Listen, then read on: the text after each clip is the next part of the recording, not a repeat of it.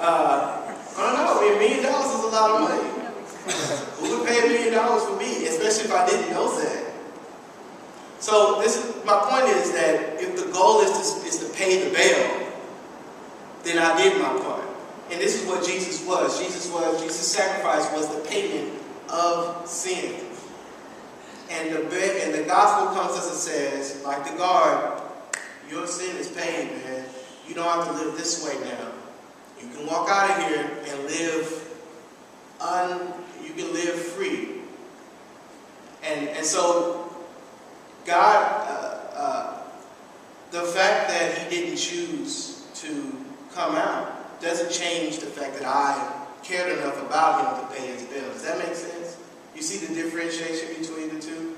So it's not that because he didn't come out of jail, I didn't fail. I still have to do what I did. His response is his response. So that's a lot about what we, hopefully that's a pretty clear analogy as well. Okay, let me see where I'm going. Where I have any questions about that? Navigate the deal. No questions? Okay. The other thing I want to say about the question, does God get what he wants, is if you're ever presented with that, if this is a universalist conversation, it's really kind of a no-win question for that kind of deal. Because if the answer is yes, that God does get what he wants, then you'd have to say that everything you see around you is what God wants. Right? And if it is no, then it does leave room for hell. So I just want to offer that to you while I was flipping through here. Okay, so that's going to give what he wants. The last thing, sort of, that there's a bunch more in this chapter. And it's really hard to sort of capsulize it, especially if, obviously, you guys haven't read it, because if you read it, then that'll produce the questions. I don't want to read to you the chapter and then in 40 minutes. That's just going to work.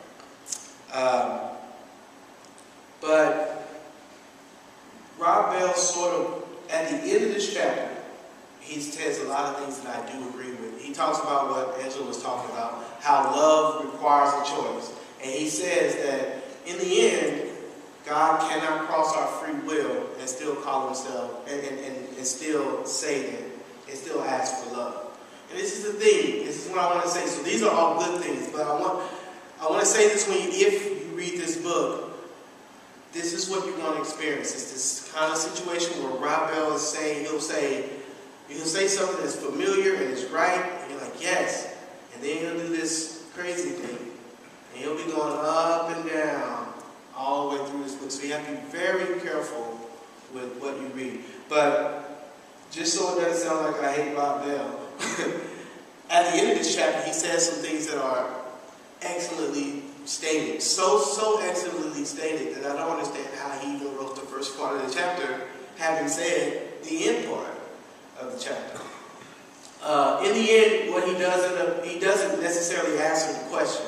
He ends up asking another question himself. He ends up saying, I think he ends up saying, what do we want? Which kind of is weird because it makes it very self-centered. But he ends up not really answering that question. But he does offer, and what I would offer to you too today, if you don't understand this idea that love requires a choice, and God is asking, he's pursuing you for love. Fundamentally, this whole thing, if you get into it, you start messing with it, it's going to take you to what grace really is and does. Because grace, Rob is equating grace to love and to what God ultimately wants as far as heaven is concerned. And I want to mention to you that grace is, just like we said in the example with Zach, grace is just one side. If you see love as these two arrows pointing to each other in a circle, grace is one arrow. You might even say grace could do 90% of that diagram. Everyone know what I'm talking about with two arrows, like the recycle or the sync sign on your phone? You know what I'm talking about? Anybody? Yeah. Oh, she knows. Okay, but you got the two arrows that are working together. This is love thing is this, it takes two kind of concept, or it takes more than one. And I guess I did love myself. No, but this love of God takes him and you. And grace, God covers most of it, but you have to respond to grace. And it's not your response to grace doesn't negate grace. It doesn't. A lot of people say, well, grace means you don't have to do anything. Well, Zach didn't have to do anything except understand that he could walk out of the jail. So there is a response. You don't have to work morally for your salvation, but you do need to be aware and respond to grace. So you have, God has done most of it. He's done the large portion of it in an amazing way. But without our response to it, and we make a choice in that. So that's sort of a broad overview of the chapter. I wish we had more time because then we could go. There's a bunch in the chapter that I just didn't say that I'd like to, but I don't have all the time for that. Does anybody have any other questions about any of that? Or just this whole idea while we're talking about love wins or anything concerning this? Did you have another one? So since God creates people to have a choice, and you know, doesn't fail at anything technically. So since God created people to have a choice. Yeah, because you said that in the chapter, does God get what he wants, or when the question, does he fail? Mm-hmm.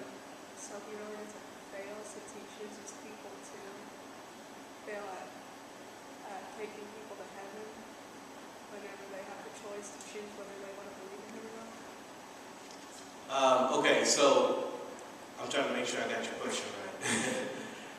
You said, am I saying that God doesn't ever fail? Was that the question that you asked? Yeah. And then and what was the part about people and choices? That saying that since he created us so we could have a choice to either believe in him or not. So since he did that, he really wouldn't be failing at whether. Right, okay, I got you. So because he created us to have a choice and if people choose to be away from him, that doesn't mean he's failing. Right.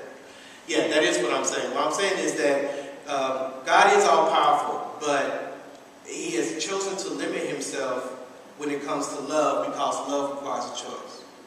I shouldn't say limit himself. He has chosen not to cross a particular line because love requires a choice. And if he programs us to love him, then it's not love, it's expert programming, like the remote is. You see what I'm saying? So what he's done is, he said, okay, I want love from you, and I'm going to give you every reason that you need to accept my love. Not only am I going to, I've paid your price, I'm pursuing you like a dating person, like a guy pursuing a girl. I'm pursuing you, I'm letting you know that you're valuable, that you mean something to me. So he's done everything he can to give you a reason to love him, including most fantastically on the cross. If you choose not to do that, he's saddened by that, but it doesn't. I am saying it doesn't mean he failed. In fact, where we're concerned, he's succeeded already. The Bible says, it says it is finished. He's already succeeded. The death or Jesus' crucifixion succeeds in giving us a choice, an opportunity again to reconnect with God, where before that, it would be impossible because sin was in the way. Does that mean the person fails individually? If you want to use fail, the person makes a bad choice. You know, they make a choice based on whatever they make, but they are living outside of their purpose, and yeah, they end up. There's sort of more to that. You know, there's this idea of faith, grace through faith, and all, but yeah, short answer is yes. They do fail. Epic.